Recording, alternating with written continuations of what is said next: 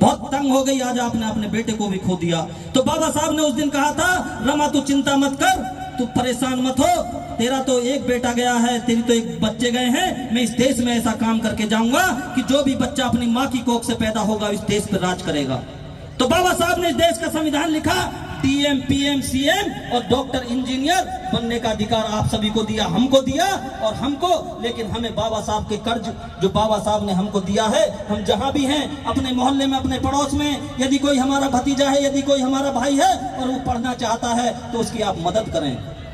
एक शराबी को पीने के लिए शराब के पैसे आ जाते हैं, लेकिन बच्चे को पढ़ाई के लिए किताबें नहीं आती। मैं आपसे कहना चाहता हूं कि आप अपने बच्चे को अपने परिवार में बढ़ाने का काम करें। जब आपके घर से जैसा भी बता रहे थे, कोई आईएएस बनेगा, डीएम बनेगा, एसडीएम बनेगा, तहसीलदार बनेगा, तो आपके परिवार के साथ साथ तो मोहल्ले का भी नाम करेगा और आपके गांव का नाम करेगा, आपकी कॉलोनी का नाम करेगा। तो मेरा आप सभी से अनुरोध कि आप सभी अपने समाज की, बहुजन समाज, एक बात और मैं कहना चाहता हूं कि आप कभी अपने आप में आत्मगिलानी महसूस ना करें। आप ऐसे समाज से आते हैं, ऐसी कौम से आते हैं जिसमें बाबा साहब अम्बेडकर जी ने जन्म लिया।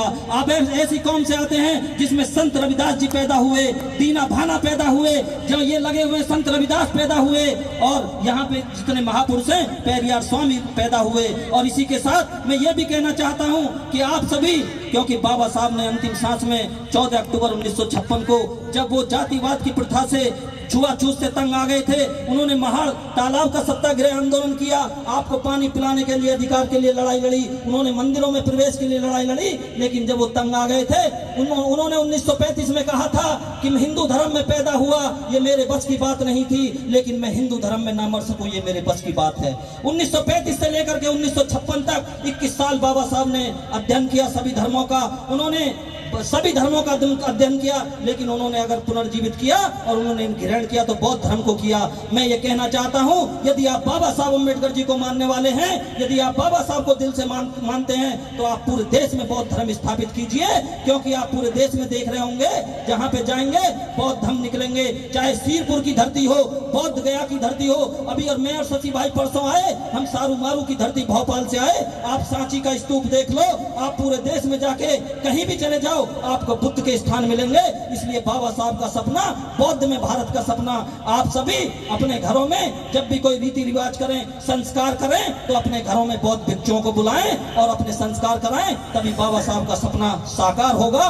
और मैं समय दिया, कार्यक्रम समापन की ओर है, मैं 2 लाइन कह के अपनी बात समाप्त करता हूं। यह गुरुजी बैठे हैं और यहाँ पे शशि भाई बैठे हैं। सन 2012 में एक बेटी के साथ जघन्य अपराध हुआ था, बुलंदशहर के अंदर 8 लोगों ने किया था। हमने वहां पर डीएम कार्यालय घेरने का काम किया, मुकदमा लिखा गया, कोई गम नहीं। जैसा भी बता रहे थे, हमने 2 अप्रैल 2018 को आंदोलन किया, मुकदमा लिखा गया, कोई गम नहीं। अगर समाज के लिए और भी मुकदमे लिख जाए तो कोई गम नहीं, क्योंकि समाज के लिए पैदा हुए हैं, बाबा साहब ने अधिकार दिया है तो समाज के लिए लड़ेंगे। मैं 2 लाइन कह के अपनी बात समाप्त करता हूं कि मैं मर जाऊं तो मेरी बस इतनी पहचान लिख देना, मैं मर जाऊं तो बस मेरी इतनी पहचान लिख देना, खून से मेरे माथे पर जय भीम लिख देना। मैं मर जाऊं तो बस मेरी इतनी पहचान लिख देना, खून से मेरे माथे पर जय भीम लिख देना। अगर कोई कुछ पूछे जन्नत के बारे में तो एक कागज के टुकड़े पर भारत का संविधान लिख देना, भारत का संविधान लिख देना। नमो बुद्धाय, जय भीम, जय भारत, जय काशीराम, जय संविधान। बहुत सुपर सर, बहुत सुपर।